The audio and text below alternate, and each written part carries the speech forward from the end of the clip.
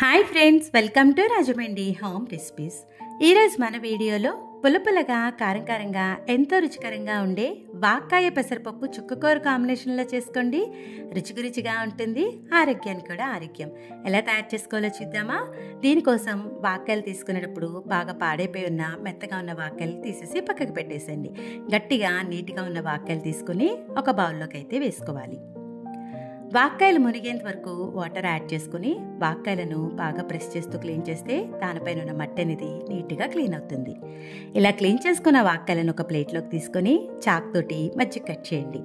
వాక్కాయ లోపల తెల్లటి గింజ ఉంటుంది. చాక్ సహాయంతో గింజనైతే రిమూవ్ చేసుకోవాలి. వాక్కాయతో మీరు ఏ రెసిపీ చేసినా కూడా లోపలున్న గింజనైతే తీసేసుకోవాలండి. లేదు అనుకుంటే వాక్కాయతో చేసిన రెసిపీ అనేది చేదు వస్తుంది.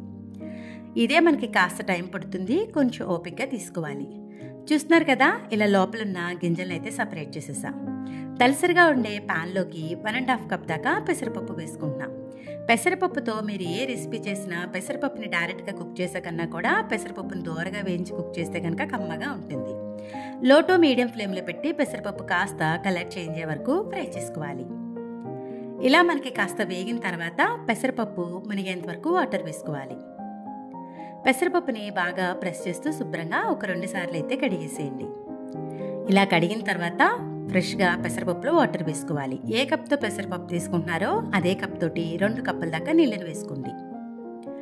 వేసుకున్న తర్వాత స్టవ్ మీద పెట్టి మీడియం ఫ్లేమ్లో మూత పెట్టేసి 5 నిమిషాల పాటు కుక్ చేసుకోవాలి. 5 నిమిషాల తర్వాత మూత తీస్తే పెసరపప్పు ఈ విధంగా ఉడుకుతుంది కదా. 10 లేదా 12 పచ్చిమిర్చి వేసుకోండి. పులుపు కూరలకి పచ్చిమిర్చి ఎక్కువగా వేసుకుంటేనే బాగుంటుంది. కొద్దిగా పసుపు కూడా వేసేసి బాగా కలిపేసేయండి. ఇలా కలిపిన తర్వాత మూత పెట్టేసి మీడియం ఫ్లేమ్లో ఒక 10 నిమిషాల పాటు కుక్ చేసుకోవాలి. 10 నిమిషాల తర్వాత నీట్గా క్లీన్ చేసి కట్ చేసి పెట్టుకున్న చుక్కకూరని వేసుకోవాలి. కట్టన్నర దాకా తీసుకుంటున్నానండి. అదే కప్తో 2 కప్పుల దాకా వేసుకుంటున్నా. చుక్కకూర అంతా కూడా పెసరపప్పులో బాగా కలిసేలాగా కలిపేసుకోండి.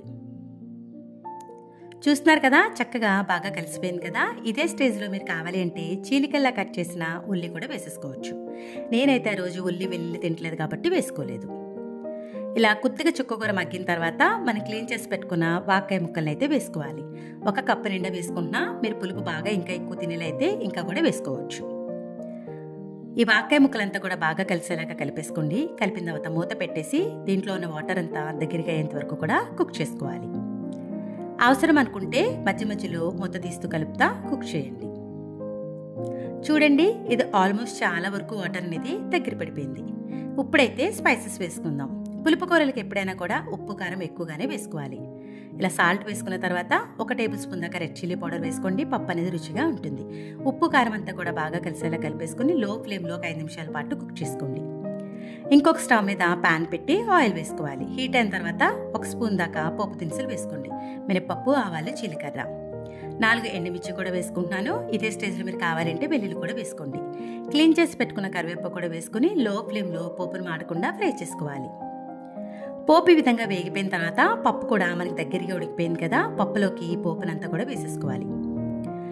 పోపు అంతా కూడా పప్పులో బాగా కలిసేలాగా కలిపేసుకోండి. పోపు వేసిన తర్వాత స్టవ్ మీద ఎక్కువసేపు ఉంచకూడదండి. 1 సెకండ్ పాటు ఇలా కలిపేసుకుని స్టవ్ ఆఫ్ చేసేసుకోవాలి.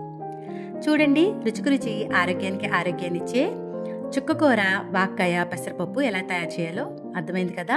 మీరు ఎప్పుడైనా ఈ కాంబినేషన్లో ట్రై చేశారా? ట్రై చేయకపోతే ట్రై చేయండి. ట్రై చేసిన తర్వాత ఎలా వచ్చిందనేది మీ అమూల్యమైన ఫీడ్బ్యాక్ని మటుకు నా కామెంట్ సెక్షన్లో తెలియజేయడం అయితే మర్చిపోవద్దు. మీ అందరికీ నా వీడియో నచ్చిందనే అనుకుంటున్నా. Thanks for watching my video. Please like, comment, share, subscribe my channel.